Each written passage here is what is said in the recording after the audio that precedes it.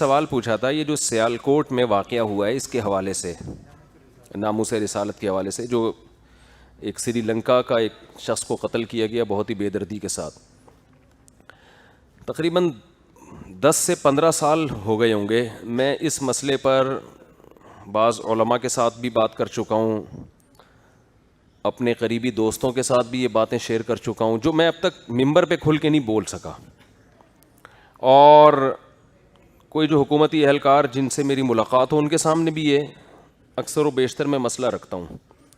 وہ مسئلہ یہ ہے کہ ناموس رسالت کے نام پہ ہمارے ہاں جو جذباتی پن پایا جاتا ہے، جو اعتدال سے بڑا ہوا جذباتی پن، دیکھیں جذبات، ہر چیز کو شریعت نے ایک حد دی ہے، اس حد سے جب آپ آگے نکلیں گے تو لیبل اسلام کا اور شریعت کا ہوگا، مگر وہ آپ کے اپنے جذبات ہوں گے جس کی اسلام نے کوئی گارنٹی نہیں لی ہے، نہ اسلام اس پہ اپنا لیبل لگانے کی آپ کو اجازت دیتا ہے، وہ آپ کے اپنے جذبات ہوں گے.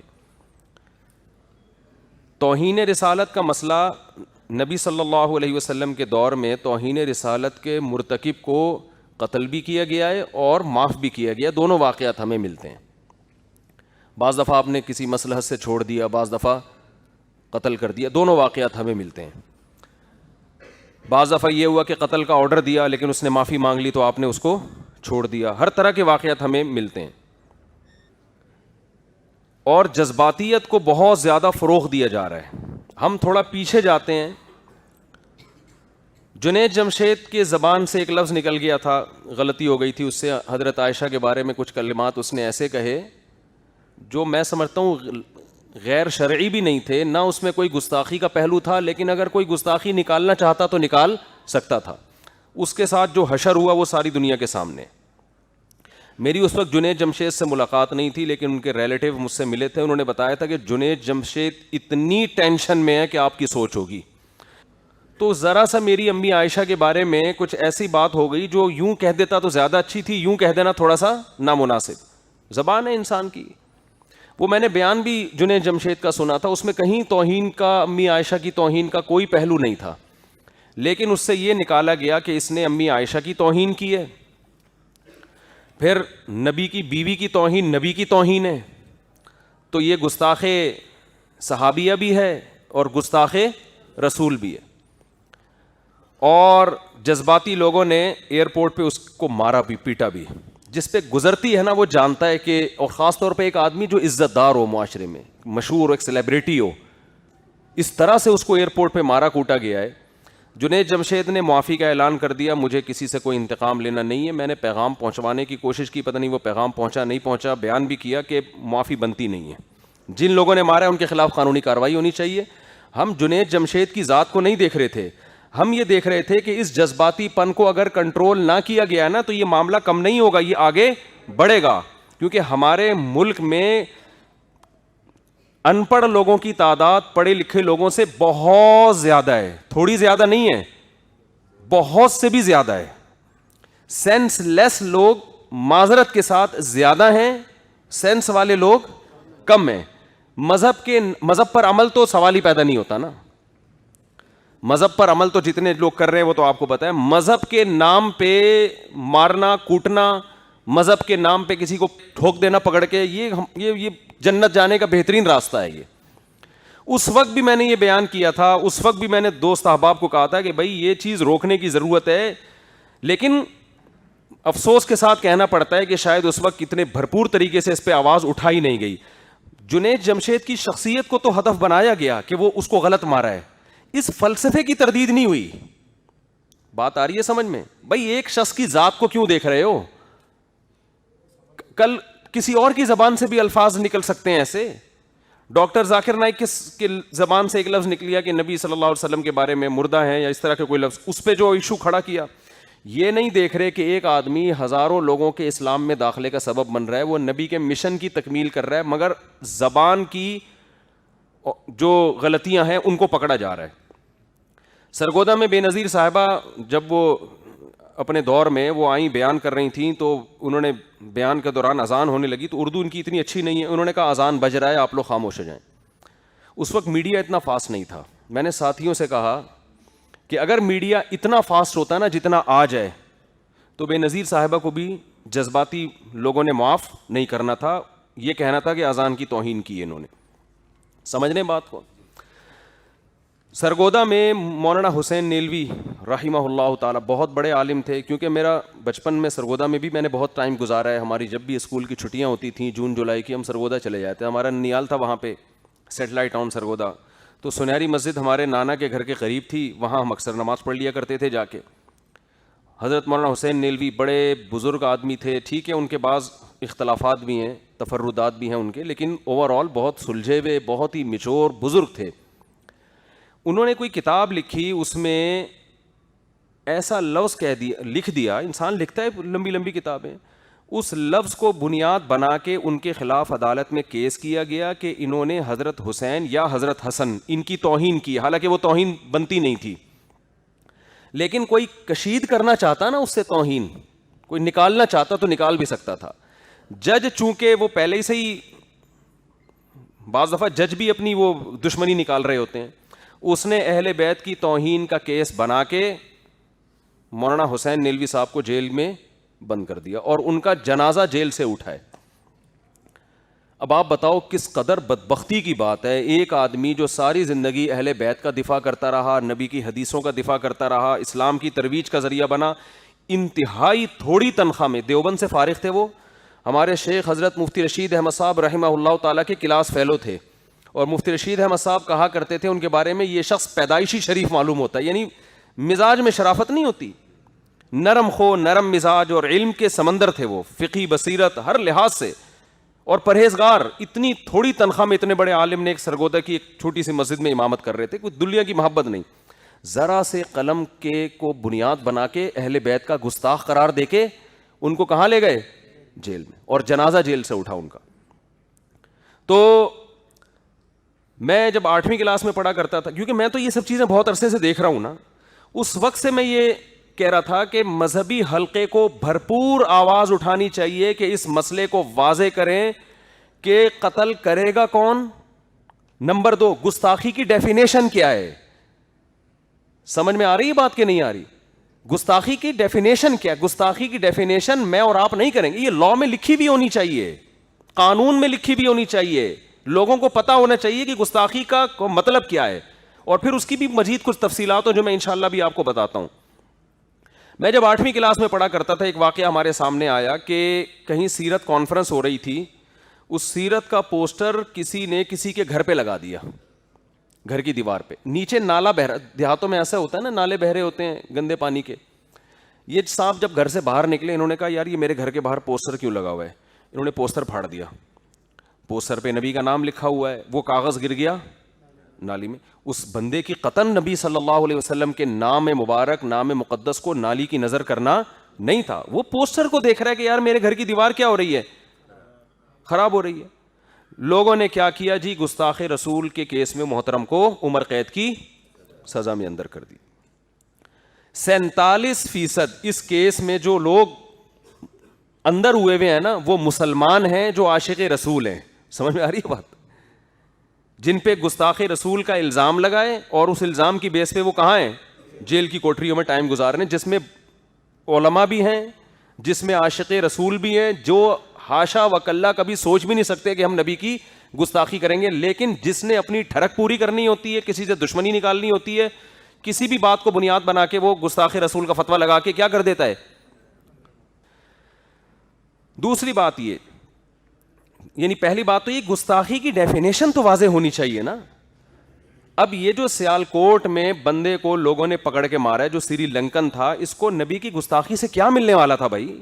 یہ تو کمپنی کا مینیجر تھا, اور اس کے بارے میں جو ہمیں خبریں پہنچی ہیں, انتہائی ایمانداری کے ساتھ ایک کمپنی چلا رہا ہے. ہمارے ہاں کوئی ایماندار مینیجر ہو تو آپ کو پتا ہے ویسے بھی لوگ ماتحت اس کو قبول. کوئی اسکول میں, ہمیں یاد ہے ہم اسکول میں پڑھتے تھے, تو ایماندار ہیڈ ماسٹر آتا تھا تو وہ نیچے عملے کو نہیں سمجھ میں آتا تھا, وہ کیونکہ وہ تو پھر وہ حاضری ٹائم پہ لگوائے گا, وہ تو دیکھے گا کہ آپ سلیبس آپ نے مکمل کرایا یا نہیں کرایا, آپ صحیح پڑھا رہے ہیں کہ نہیں پڑھا, تو لوگ اس کے دشمن ہو جاتے ہیں. یہ سری لنکن آدمی تھا, 1 نمبر تھا, ماتحت عملہ اس سے 1 نمبر ہونے کی وجہ سے پریشان تھا. اس نے کہا کہ یہ جو فیکٹری ہے اس کے اندر یہ اسٹیکر نہیں لگیں گے, اور ویسے بھی اصولی بات ہے نا, بھائی یہ فیکٹری ہے, اس میں یہ اسٹیکر یا رسول اللہ کا, اور یہ اسٹیکر حدیث کا, یہ اسٹیکر قرآنی آیت کا, یہ اسٹیکر فلاں کا, یہ اسٹیکر فلاں کا. تو مینیجر کو پورا پورا حق حاصل ہے. بھائی یہ آپ نے اگر کوئی چیز پڑھنی ہے, کوئی دعا پڑھنی ہے, تو آپ کتاب میں لکھ کے پڑھو, آپ اس کو دیواروں پہ اسٹیکر لگانے کی کیا ضرورت ہے؟ میں سمجھا پا رہا ہوں اپنی بات؟ آپ نے دیکھا ہماری مسجد کی دیواریں بالکل خالی ہیں, صرف محراب پہ یہ آیت الکرسی یہ بھی انتظامیہ نے لگوائی ہے. تو ٹھیک ہے چلو محراب پہ آیت الکرسی ہے اور ایک آدھ اس طرح کی دعا ہوگی. تو اگر کوئی شخص یہ کہتا ہے کہ فیکٹری کے اندر دیواروں پہ کسی بھی قسم کا کوئی پمفلیٹ, کوئی اسٹیکر نہیں لکھا ہوگا, تو یہ کوئی غلط چیز نہیں ہے. میں یقین سے کہہ سکتا ہوں کہ اگر میری کوئی فیکٹری ہو تو میں بھی اس چیز کو برداشت نہیں کروں گا. بھائی ہر چیز کا ایک موقع ہے نا.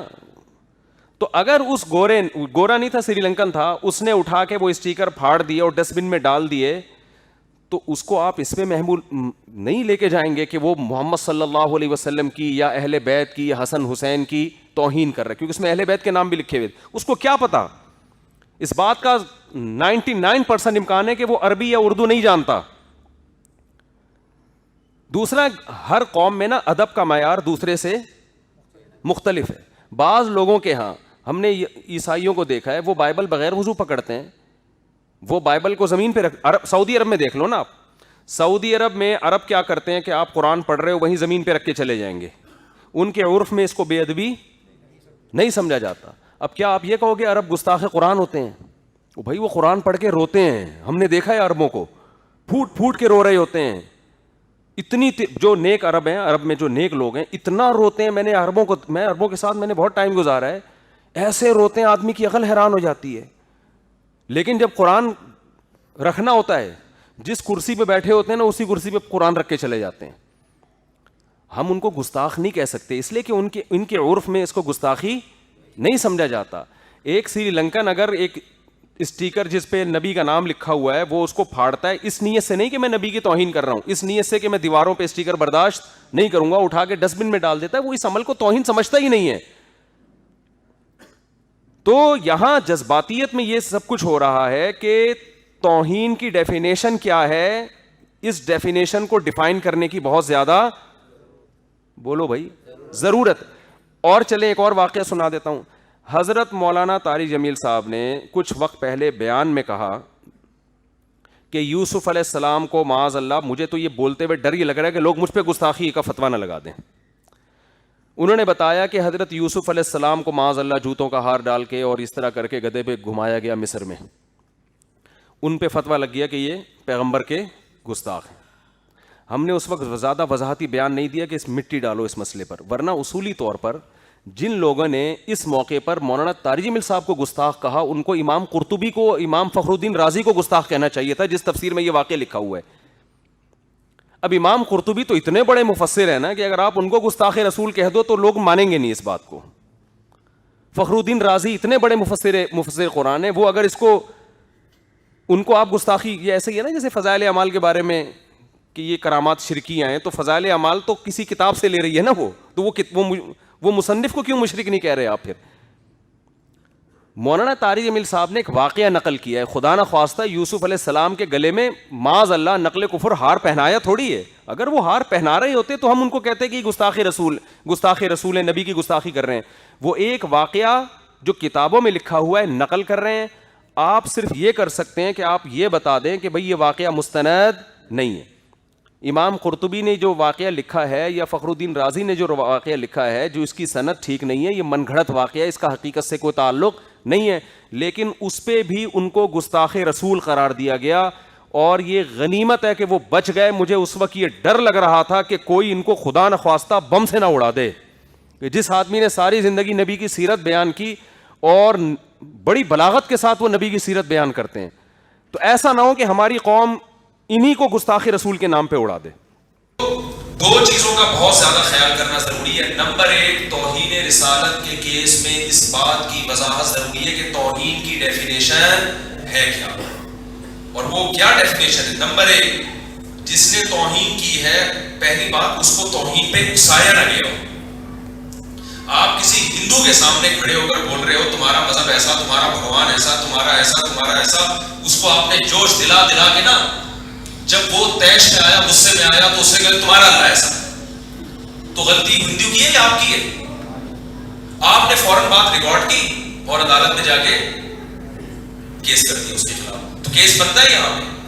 تو آپ اگر اس کو اکسا رہے ہو تو قرآن کہہ رہا ہے وَلَا تَسُبُّوا الَّذِينَ يَدْعُونَ مِن دُونِ اللَّهِ فَيَسُبُّوا اللَّهَ عَدْوًا بِغَيْرِ عِلْمٍ. ان کے معبودوں کو گالیاں مت دو, کیونکہ اگر تم دو گے تو یہ بھی تمہارے خداؤں کو, تمہارے جو سچے خدا کو گالیاں دیں گے. تو آپ خود بھی تو اس کا ذریعہ بن رہے ہو. دوسری بات یہ کہ توہین اتنی واضح ہو, کیونکہ اس کی سزا جب ملک کے آئین میں قتل ہے تو قتل ایک بہت بڑی سزا ہے. تو جتنی بڑی سزا ہوتی ہے اس کے ثبوت ذرہ برابر بھی جب شبہ ہوتا ہے نا تو وہ سزا ثابت ہو جاتی ہے. اسلام کا اصول ہے سزا جتنی بڑی ہوگی تو اس کے ثبوت کے لیے اتنے ہی زیادہ یعنی قطعیت ہونی چاہیے اس میں.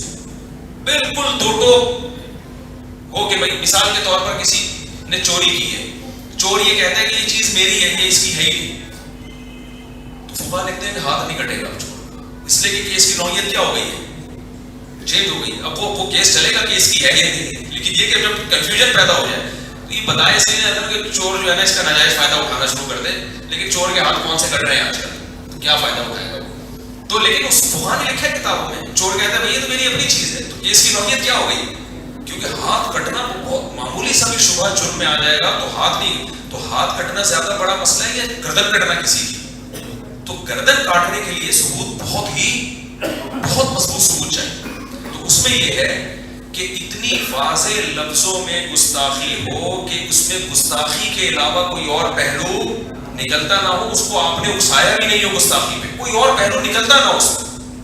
اب ایک غیر مسلم اگر نبی کی نبوت کا انکار کر رہا ہے تو اس کو گستاخ نہیں کہا جائے گا, تو اس کا عقیدہ ہے, وہ نبی کی نبوت کو مانتا تو مسلمان نہیں کہلاتا. پھر وہ کوئی قادیانی اگر ختم نبوت کا انکار کر رہا ہے تو ٹھیک ہے, ہماری نظر میں یہ گستاخی ہے, لیکن یہ اس کا عقیدہ ہے جو 100% غلط ہے. ہم اس کو غیر مسلم تو کہیں گے اس بیس پہ, اور ہم اپنے نظریے کے مطابق اس کو گستاخ بھی کہہ سکتے ہیں, لیکن لا کے حساب سے وہ گستاخی جس میں قتل کی سزا ہے اس گستاخی کے احکام لاگو یہ اس گستاخی میں داخل نہیں ہے جس کی سزا قتل ہے. سمجھ میں آ رہی ہے بات کہ نہیں آ رہی؟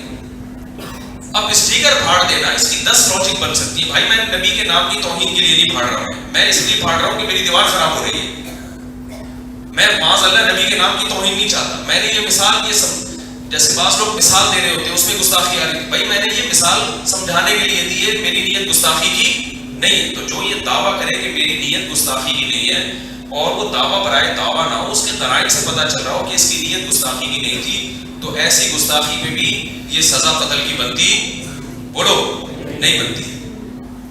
دوسری بات یہ کہ جب یہ تیسری شرط, کتنی شرطیں ہو گئی, 2 شرطیں ہو گئی. پہلی تو کسی نے اکسایا نہ ہو, دوسرا یہ کہ واضح گستاخی ہو, صاف پتہ چل رہا ہو کہ اس کی نیت گستاخی کے علاوہ کچھ اور تھی نہیں, اس میں کوئی تعویل کا امکان بنتا ہی نہیں ہے. تیسری بات یہ ہے کہ مکمل ہوش و حواس کی حالت میں ہو, کہیں سے بھی یہ نہ لگتا ہو کہ یہ تھوڑا سا بھی اس کا دماغ کیا ہے, کیونکہ ایسے واقعات بھی ہوئے, کوئی پاگل تھا اس نے گستاخی کی, اس کو پکڑ کے کوٹ دیا لوگوں نے, بھائی وہ تو پاگل ہے, وہ تو کچھ بھی بول سکتا ہے. میں سمجھا پا رہا ہوں اپنی بات. تیسری شرط کیا, دماغ بالکل نابالغ میں نہ ہو, بالغ ہو اور دماغ بالکل صحیح, بالکل. تو یہ کم سے کم 3 شرطیں. اور چوتھی شرط یہ ہے کہ یہ جج فیصلہ کرے گا. یہ بھی ایک ہے, تو یہ الگ سے شرط نہیں, ان 3 شرطوں کا فیصلہ عوام نہیں کرے گی. کون فیصلہ کرے گا؟ یہ جج فیصلہ کرے گا.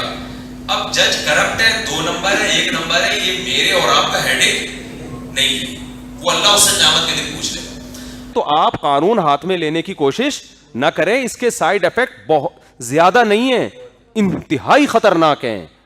اور آپ کو کیا پتا, آپ کے ملک کا جو امیج ابھی دنیا کے سامنے گیا اتنا بھیانک گیا ہے نا کہ اسلام کا امیج, یہ بیان میرا انگریز تھوڑی سنے گا بیٹھ کے کہ ان کے مفتی تقی عثمانی صاحب کیا کہہ رہے ہیں, طارق مسعود صاحب کیا کہہ رہے ہیں, اور مفتی محمد صاحب کیا کہہ رہے ہیں. یہ گورا تھوڑی سنے گا. گورا تو یہ دیکھے گا کہ ہو کیا رہا ہے ان کے ملک کے اندر, کس قدر بے دردی سے ایک آدمی کو قتل کیا گیا, جلایا گیا, اور پھر ناچ بھی رہے ہیں اور نبی کے نعرے بھی لگائے جا رہے ہیں. یہ جہالت ہے, اور یہ ہونا تھا کیونکہ اس کو مذہبی طبقے کی طرف سے جتنا کنٹرول کرنا چاہیے تھا وہ کنٹرول, یہ گورنمنٹ کنٹرول, گورنمنٹ کی بھی ذمہ داری ہے, گورنمنٹ پر لازم ہے کہ ان تمام لوگوں کو پکڑ کے سزا دے وہ, لیکن مذہبی طبقے کی ذمہ داری زیادہ ہے کیونکہ یہ شعبہ مذہب کا ہے. ان کی ذمہ داری زیادہ ہے کہ وہ لوگوں کو جذباتیت سے نکالیں. ناموس رسالت ہم سب کا مسئلہ ہے, اور میں جتنے حکومتی لوگوں سے ملا ہوں, چاہے وہ نواز شریف کے ہوں, چاہے وہ پی ٹی آئی کے ہوں, جے یو آئی کے تو ہے ہی, وہ تو ساری ہیں ہی علماء, کسی بھی چاہے وہ پیپلز پارٹی کے ہوں, سارے الحمدللہ جو بھی کلمہ گو ہے الحمدللہ ناموس رسالت کے تحفظ کی بات کرتا ہے, نبی سے دل سے. مسلمان کتنا ہی گناہ گار کیوں نہ ہو, کوئی بھی مسلمان ایسا نہیں ہے جو رسول اللہ صلی اللہ علیہ وسلم کی گستاخی برداشت کرتا ہو. تو اس میں کچھ لوگ فنٹر بنے ہوئے ہیں, وہ سمجھتے ہیں یہ جتنے ہمارے اسمبلیوں میں لوگ بیٹھے ہوئے ہیں یہ گستاخ رسول کو سارے سپورٹ کرتے ہیں, یہ سارے جو ہے نا قانون کو تبدیل کرنا چاہتے ہیں. قانون کی تبدیلی کی باتیں ہوتی ہیں, بیرونی دباؤ ہوتا ہے, لیکن ایسا نہیں ہے کہ کوئی بھی ان میں دل سے راضی ہو کہ ان کو کیا فائدہ ہے اس قانون کے ہونے نہ ہونے سے. تو جذباتیت سے ہٹ کے بات کرنی پڑے گی. یہ جو زبانیں لڑکتی ہیں, فوراً گستاخی کا فیصلہ, فوراً گستاخی کا فتویٰ, یہ بہت خطرناک معاملہ ہے. یہ نبی صلی اللہ علیہ وسلم کی تعلیمات نہیں ہیں. آپ جب قانون اس طرح کا ایسی حساس معاملے میں ہاتھ میں لیں گے تو میرے بھائی اس سے کوئی خیر نہیں پھوٹے گی. اور کچھ لوگ بند کمرے میں بیٹھ کے یہ سمجھتے ہیں کہ نہیں ایسا ہونا چاہیے. جب آپ دنیا میں پھریں گے, چلیں گے, آپ نے جب ملک کو بھی چلانا ہے نا, جب آپ اس سطح پہ جا کے سوچیں گے تو پھر آپ کی رائے 100% چینج ہو جائے گی. بستر پہ لیٹے ہوئے ہو, بند کمرے میں بیٹھے ہوئے, تو اڑا دو ادھر بھی, اس کو اڑا دو سالے کو, اس کو بم سے اڑا دو, اس کو یوں کر دو, کرتے رہو, آپ کا کیا جا رہا ہے اس میں. تو جب گورنمنٹ چلانی ہوتی ہے, ملک کو ترقی کی راہ پہ گامزن کرنا ہوتا ہے, تو بین الاقوامی حالات بھی دیکھے جاتے ہیں کہ آپ اتنے فنٹر بننے کی کوشش نہ کرو کہ جیسے آپ دنیا میں سب سے بڑی پاور آپ ہی ہو, اور اس میں کسی دوسرے ملک کے شہری کو مار دینا یہ ہلکا جرم نہیں سمجھا جاتا, یہ بہت بڑا جرم سمجھا جاتا ہے پوری دنیا میں. کہ آپ کے ملک پاکستان ابھی گرے لسٹ سے نکالنے کی کوشش ہو رہی تھی, اس کے بعد اب آئندہ پتہ نہیں کیا ہوتا ہے.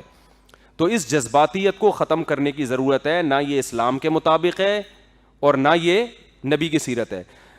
چند دن پہلے میں طلبہ کو حدیث پڑھا رہا تھا, بخاری مسلم کی حدیث ہے. رسول اللہ صلی اللہ علیہ وسلم کے دور میں مسجد میں ایک دیہاتی آیا اور کھڑے کھڑے مسجد میں پیشاب کرنے لگا.